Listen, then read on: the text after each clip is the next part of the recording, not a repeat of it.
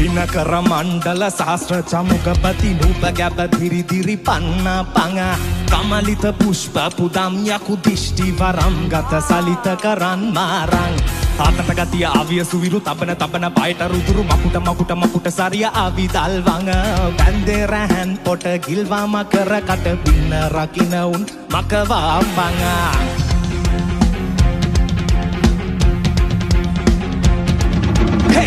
ප්‍රචණ්ඩ මහාබල ත්‍රිමුඛ තුන්බෑ කොන්තය වමත දරව්